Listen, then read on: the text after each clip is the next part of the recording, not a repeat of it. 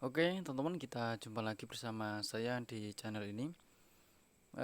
Di dalam video kali ini, seperti yang teman-teman baca pada judul video ini, di sini saya akan memberikan sebuah tips ya. Gimana sih cara supaya hasil video yang kita bikin di Capcut itu lebih jernih dan kualitasnya lebih bagus. Nah, para editor pemula itu biasanya tidak memperhatikan hal-hal ini. Nah, sebelum saya bahas hal-hal tersebut, saya minta dukungannya dengan cara subscribe. Udah, itu aja. Oke, langsung aja. Di sini saya akan contohkan ya. Saya bikin sebuah video yang sederhana aja. Misalnya di sini saya akan menghapus background ya. Misal ini. Oke, kemudian kita tambahkan di timeline. Oke. Nah, ini ada pemberitahuan efek baru. Nah, sekarang misalnya ini kan kita misalnya ini kualitasnya sudah bagus. Nah, teman-teman kalau mau mengekspor sebuah video atau hasil editing yang di aplikasi Capcut harus memperhatikan pengaturan dari video itu tersendiri. Maksudnya pengaturan seperti ini. Teman-teman silahkan lihat ya, di sini saya pakai kursor. Nah, di sini kita klik bagian ini. Ini adalah pengaturan resolusi dan tingkat bingkai. Nah, ini sangat biasanya itu ditinggalkan ya, karena di sini kan biasanya kita langsung klik ekspor. Nah, teman-teman pemula itu biasanya tidak mengatur resolusi ini, dan bahkan mereka kurang tahu apa itu resolusi. Nah, teman-teman harus tahu resolusi ini digunakan untuk mengatur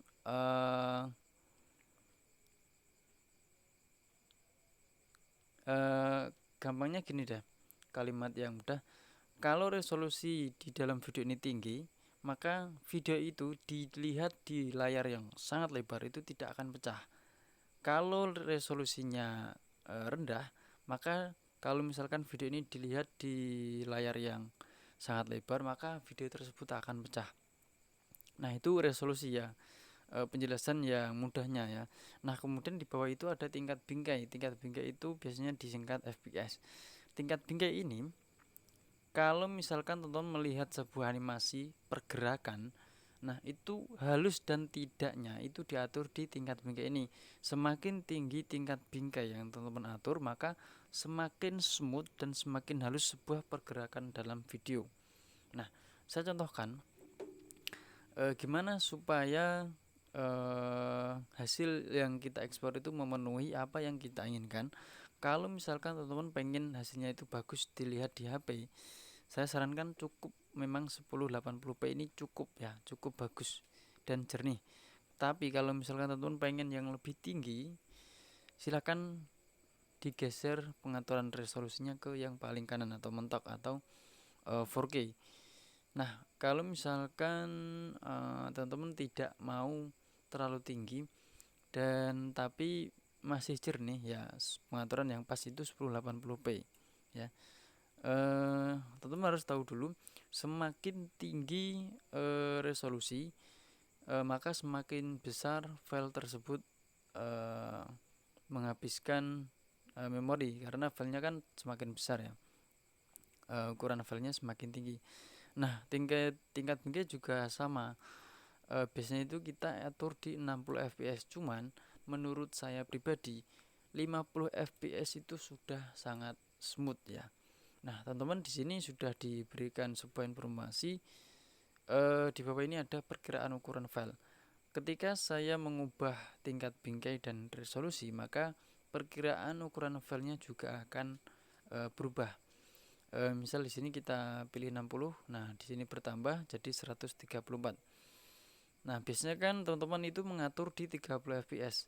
Nah, saya sarankan minimal itu 50 fps supaya animasinya itu bergerak dengan cara smooth atau halus. Nah, itu. Dan kemudian kalau Capcut kan biasanya itu dia resolusinya itu mengikuti video. Nah, seperti ini, misalkan video ini kan potret ya. Nah, itu juga berpengaruh karena ketika resolusi potret ini dilihat di layar dengan kondisi landscape ya, maka dia kualitasnya juga tidak akan sama. Nah, menurut saya pengaturan resolusi dan tingkat bingkai itu sudah memenuhi supaya hasil ekspor di aplikasi Capcut itu semakin tinggi dan semakin jernih. Nah, kalau misalkan pengen yang lebih powerful di Capcut ya, maka otomatis resolusi dan tingkat bingkai harus dimentokkan ke yang paling kanan. Nah itu, cuman ya resikonya adalah dia akan mengurangi banyak memori karena besar filenya akan semakin tinggi. Itu sih. Dan seperti ini, kalau sudah seperti ini kita tinggal ekspor. Nah, sudah seperti itu. Kalau di Capcut cuman itu pengaturannya.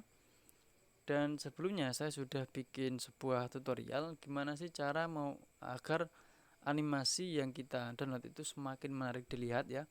Di sana ada di keterangan warnanya itu semakin bagus ya, semakin terlihat hidup.